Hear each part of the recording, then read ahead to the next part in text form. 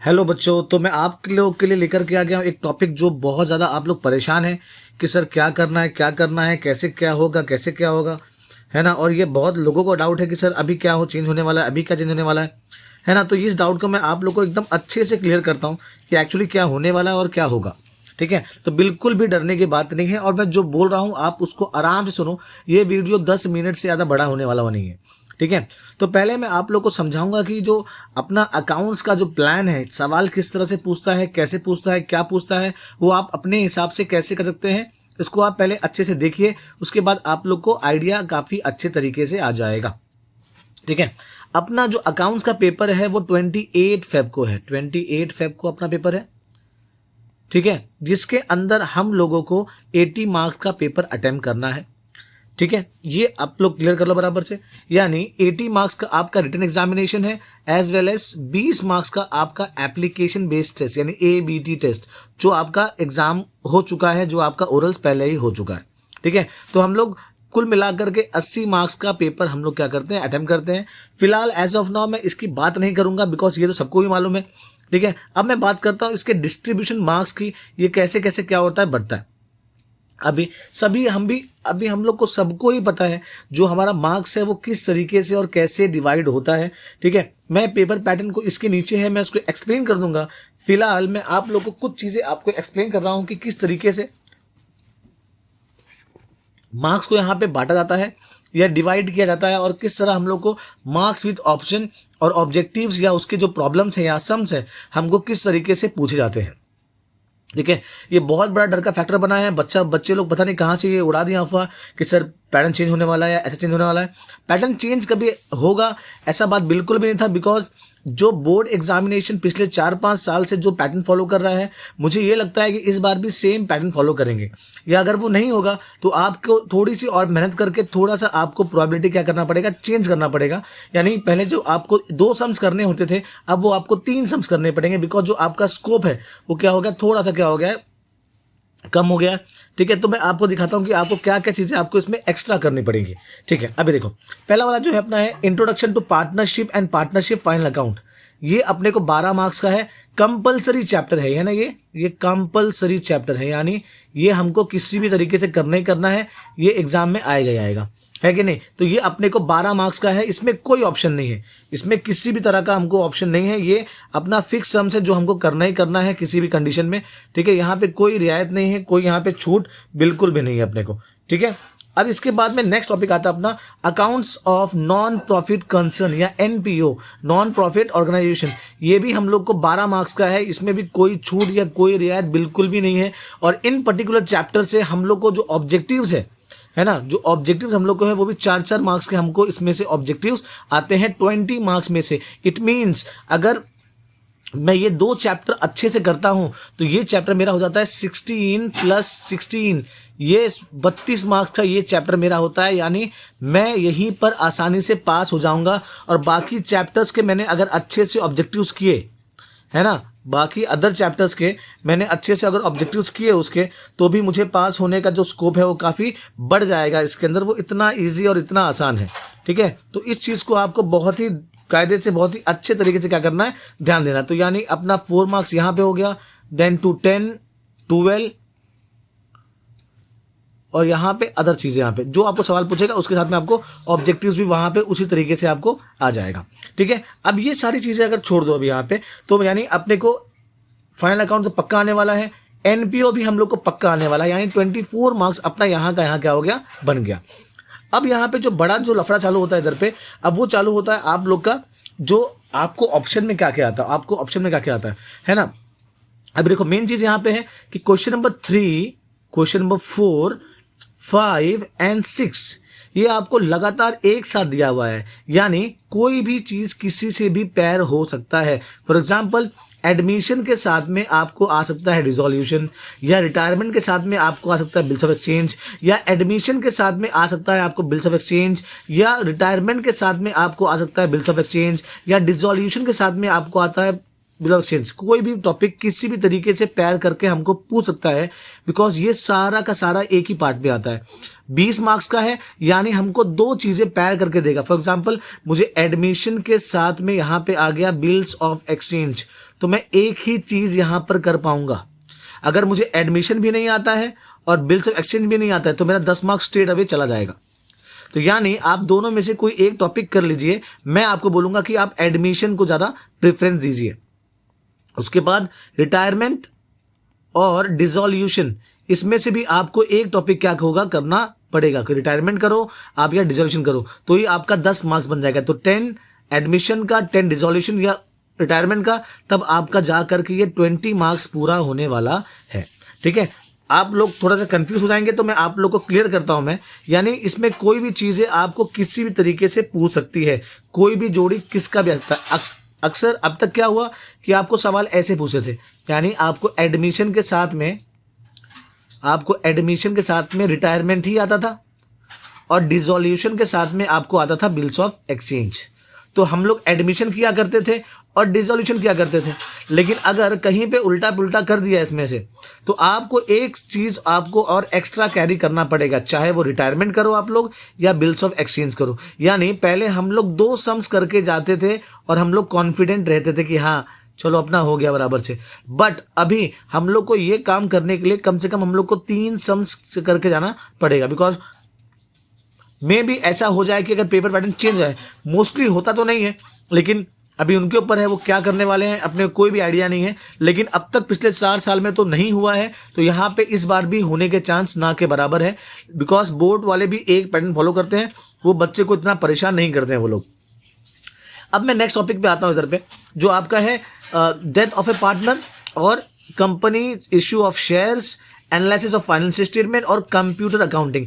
अब ये जो लास्ट के जो आपके 4 टॉपिक है वो 8-8 मार्क्स के हैं। कितने मार्क्स के बेटा, वो 8-8 मार्क्स के हैं। यानी सेम अगेन भी यहाँ इन चारों में से 7, 8, 9 एंड 10 किसी भी तरह का कोई भी प्रोबेबिलिटी इसमें बन सकता है कि आपको डेथ के साथ में कंपनी शेयर्स पूछ देगा, डेथ के साथ में आपको फाइनेंशियल स्टेटमेंट पूछ देगा, डेथ के साथ में आपको कंप्यूटर अकाउंटिंग पूछ देगा, एज वेल एज आपको कंप्यूटर अकाउंटिंग के साथ में शेयर्स पूछ देगा, है कि नहीं, या फाइनेंशियल स्टेटमेंट के साथ में आपको डेथ पूछ देगा। कोई भी कॉम्बिनेशन यहाँ पे वो लोग क्रिएट कर सकते हैं, बिकॉज हमको हर क्वेश्चन में 2 ऑप्शन है ना, हमको ये करना है और ये करना है, तो अपने पास 2 ऑप्शन क्या है पहले से ही, चाहे ये करो चाहे वो करो, है कि नहीं। तो यहाँ पे भी अपने को सेम केस इधर पे कि मोस्टली लोग यहाँ पर डेथ करते हैं, इश्यू ऑफ शेयर्स करते हैं, तो मैं कहूँगा कि आप लोग डेथ करिए, इश्यू ऑफ शेयर्स करिए और एनालिसिस ऑफ फाइनेंशियल स्टेटमेंट, ये 3 चीज को करिए। इफ आप लोग को थोड़ी दिक्कत होती है, आप लोग पढ़ने में अच्छे नहीं हो, तो then go for theory, because इस पर्टिकुलर चैप्टर में आपको 3 ही आंसर्स है। आप 3 आंसर करोगे तो मे बी अगर आपको सम्स करने में 2-3 मार्क्स का नुकसान होता है, तो आप ये थियरी करके आप आराम से 6-7 मार्क्स तो निकाल ही सकते हो, बिकॉज आपको आंसर थोड़ा डिटेल में लिखना पड़ेगा। तो ये कुल मिलाकर के जो पैटर्न है, यानी हम लोग को इसमें से करना क्या है, देखो किसी भी कंडीशन में सवाल तो पूरे के पूरे ही आने वाले हैं, है ना, बट यहाँ पे जो प्रोबेबिलिटी है, जो पहले हमको 2 सम्स करने की होती थी, अब ये दिखा रहा है कि हम लोग को 3 सम्स करना पड़ सकता है। ये फर्स्ट वाले कॉलम में भी एज वेल एज जो सेकंड वाला कॉलम है उसके अंदर भी। तो ये जो डिफरेंसेस है हम लोग को क्लियर करना है। रही बात बाकी चीज़ों की, तो मैं आप लोग को एक बार फिर से क्लियर कर देता हूं मैं कि हम लोग के मार्क्स कितने ईजी और कहाँ कहाँ पे हमको मार्क्स आसानी से मिल जाते हैं। देखो मैं आपको क्लियर करता हूँ फिर से। 12 मार्क्स का हमको आता है फाइनल अकाउंट, 12 मार्क्स का हमको आता है एनपीओ और 20 मार्क्स का हमको आता है ऑब्जेक्टिव्स। तो 12 + 12 + 20 कितना हो गया बेटा, ये मिला करके ये अपना हो गया 44 मार्क्स। कितना हो गया, 44 मार्क्स। अगर मैं इसमें 2 सम्स और कर दूं या ऐड कर दूं, जिन बच्चों को पास होना है, ठीक है, जो बच्चे पास होने वाले हैं, जिनको पास होने की दिक्कत है, मैं उनसे बात कर रहा हूं कि अगर जिनको पास होना है तो आपको ये NPO as well as final account, ये दोनों चीज आपको अच्छे से करना पड़ेगा। If you want to add some more marks, please go for theory. आपको 8 मार्क्स का थियरी भी आ जाएगा आराम से, तो आपके 52 मार्क्स तक का यहां पर बन सकते हैं। यानी मैं 2 सम्स करके और 1 आंसर लिख करके और सारे ऑब्जेक्टिव्स को परफॉर्म करके मैं 52 मार्क्स लेकर के आ सकता हूं आउट ऑफ 80। ठीक है, तो ये चीज़ें आप लोग के लिए हैं, आप जरा इसको अच्छे से समझ लेना बराबर से। और रही बात वो बच्चे जो 80 में से 80 स्कोर करना चाहते हैं बेटा, तो आपके पास में कोई ऑप्शन नहीं है सिवाय हार्डवर्क के। आप अच्छे से टॉप क्लास मेहनत करिए, आपका सारा काम सही तरीके से हो जाएगा। आया समझ में? तो इस वीडियो को जरा ध्यान दो बराबर से। मैं एक बार फिर से आप लोग को सजेशन दे रहा हूं मैं, या मैं उसको एक अलग कलर से मैं मार्क डाउन कर देता हूं मैं, कि आपको एक्चुअली में करना क्या क्या है। आपको फाइनल अकाउंट तो करना ही करना है किसी भी कंडीशन में, एनपीओ तो करना ही है आपको किसी भी कंडीशन में। आप इसके बाद जाएंगे एडमिशन ऑफ पार्टनर पे, as well as dissolution of partner पे, और जाएंगे रिटायरमेंट ऑफ पार्टनर या बिल्स ऑफ एक्सचेंज, जो भी आप लोग को पसंद है इसके अंदर से। मैं फिर से कह रहा हूं, मैं पेपर पैटर्न बहुत मुश्किल है चेंज होने के लिए, तो आप एडमिशन तो जा करिए ही करिए किसी भी कंडीशन में, और साथ में डिसोल्यूशन, तो आपको ये दोनों टॉपिक आपको पक्का करना ही करना है। रही बात रिटायरमेंट और बिल्स ऑफ एक्सचेंज की, तो ये आप ऑप्शन में रख करके कोई भी एक टॉपिक ऑफ योर चॉइस इसको अच्छे से आप पक्का कर लीजिए। आया समझ में? अगेन मैं नेक्स्ट सेक्शन में आता हूं इधर पे, बिकॉज यहां पे भी दो टॉपिक के दो सवाल बनते हैं इधर पे। तो एक आपको डेथ ऑफ ए पार्टनर, एक है आपको issue of shares, financial statement और computer accounting. I am telling you that go for death of a partner, issue of shares and financial statement. ये तीन में से कोई भी आप करिए, ठीक है? तो डेथ, इश्यू ऑफ शेयर्स और फाइनेंशियल स्टेटमेंट आप लोग के लिए इजी पड़ेगा, वहां पे इजी मार्क्स आपको मिल सकते हैं, बिकॉज एक्टिविटी बेस्ड क्वेश्चन है, एंट्रीज मारना है, टैली करना है। तो आप थोड़ा सा मेहनत करेंगे, 3-4 सम्स भी करेंगे तो आपका काम आराम से हो जाएगा। तो इस चीज को जरा आप लोग अच्छे से ध्यान दीजिए बराबर से, और एक प्रॉपर प्लान बना के चलिए। अभी भी 2 दिन आपके पास में पूरा का पूरा बचा हुआ है, तो जितना टाइम आप कंट्रीब्यूट करेंगे उतना आपके लिए बेनिफिशियल है, ठीक है? अब ये होने के बाद में चलो मैं आप लोग को बताता हूं अभी कि पेपर पैटर्न में किस तरीके से बदलाव आ सकता है। अभी ये तो मैं आपको बता दिया कि किस तरह मार्क डिस्ट्रीब्यूशन है। अब बताता हूं कि एक्चुअली में पेपर पैटर्न में छेड़खानी या चेंजेस कहां कहां पे हो सकता है, ठीक है? मैं अभी आपको दिखाता हूं। अब देखिए, ठीक है, ये पेपर पैटर्न ये आप लोग के लिए इधर पे है, ठीक है? अब यहाँ पे देखिए इधर पे सेम, अब आप लोग को सारा का सारा ये ऑब्जेक्टिव्स है, यानी 1 2 3 4 5 6 7 8 9 एंड 10 टाइप के आपको ऑब्जेक्टिव्स क्वेश्चन है, जिसमें से आपको आते हैं कितने? 4, है ना? ये तो बड़ा मसला है बाबा, है कि नहीं? कभी आपको स्ट्रेट ट्रू एंड फॉल्स पूछ दिया, ये गड़बड़ हो गया। कंप्लीट द सेंटेंस पूछ दिया, गड़बड़ हो गया। 1 सेंटेंस पूछ दिया, गड़बड़ हो गया। एग्री डिसएग्री पूछ दिया, गड़बड़ हो गया, ठीक है? कैलकुलेट तो कर लेंगे हम लोग, स्पेसिमन तो नहीं पूछेगा, बिकॉज आप लोग को एबीटी में पूछ देता है वो। फॉलोइंग टेबल तो इजी है, चलो ठीक है कि नहीं? ये तो आदमी कर ही लेगा, ये तो आदमी कर ही लेगा, ये तो कर ही लेगा, है ना? बाकी जो स्टार मार्क मैंने किया है वो तो गड़बड़ वाला चीज़ है यहाँ पे, तो इसके ऊपर भी थोड़ा सा आपको फोकस करना चाहिए। लेकिन आप उस चीज़ का चिंता बिल्कुल भी मत करिए, मैं इसके लिए एक रामबाण इलाज लेकर के आया हूँ। इस ही वीडियो के अंदर डिस्क्रिप्शन बॉक्स में आपको सारे के सारे ऑब्जेक्टिव्स, पूरे चैप्टर्स के PDF इसके अंदर मिल जाएंगे। आप फटाफट उसको डाउनलोड करके after watching this video download करके अपनी पढ़ाई को चालू कर दो। मैं अभी के अभी इसको मैं अपलोड कर दूंगा, ठीक है? आपका सारा फायदा हो जाएगा यहाँ पे, और इस चीज को आप फटाफट अपने दोस्तों में शेयर कर दो। यानी आपके पूरे 10 चैप्टर्स जितने भी हैं, 10 के 10 चैप्टर्स के सारे ऑब्जेक्टिव्स, है ना, मैंने उसके अंदर डाल दिए इधर पे एवरीथिंग, यानी जो चीजें यहाँ पे है सब चीज आपको उसके अंदर मिल जाएगी आसानी से, और आपका काम काफी आसान हो जाएगा, ठीक है?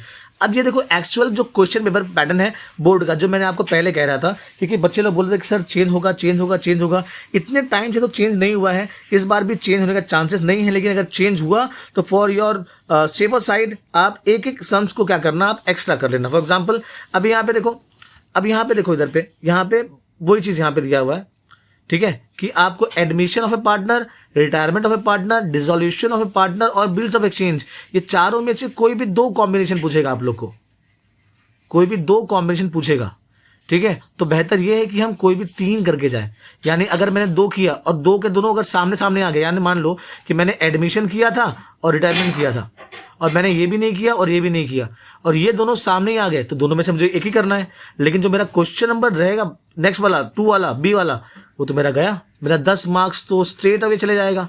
तो for your safer side try to do 3 sums in each particular section, because आप देखोगे क्वेश्चन नंबर 3 में यहाँ पे भी एडमिशन ऑफ पार्टनर है, रिटायरमेंट ऑफ पार्टनर है, डिसोल्यूशन ऑफ पार्टनर है और बिल्स ऑफ एक्सचेंज है। यहाँ पे भी सेम टॉपिक है, यानी they can ask any combination they can ask. तो आप तैयारी करो बराबर से, जो पिछले पेपर पैटर्न है उसके हिसाब से ही काम करोगे तो आपका काम सही तरीके से बन जाएगा। अब ये होने के बाद में, अब देखो ये हो गया, ये होने के बाद में सेम अगेन आप लोग को 2 टॉपिक अच्छे से करना है और तीसरा वाला की तैयारी भी आपको करनी है, बिकॉज कुछ भी हो सकता है। Same death of partner, issue of shares, analysis of financial statement, computer accounting, any combination. यहाँ पे कोई भी का 2 कॉम्बिनेशन पूछेगा 8 मार्क्स के लिए, यहाँ भी 2 कॉम्बिनेशन पूछेगा आपको 8 मार्क्स के लिए। लेकिन क्या किसके सामने पूछेगा, नो आइडिया, बिकॉज अब तक चेंज नहीं किया। Again I am repeating the same thing again कि अब तक चेंज नहीं किया है तो अब भी चेंज नहीं करेगा। But for your safer side try to do 3 sums, because देखो ये पूरे के अंदर आपको 4 है कि नहीं, 4 सम्स है, तो आप क्या करो, कोई भी 3 करके जाओ।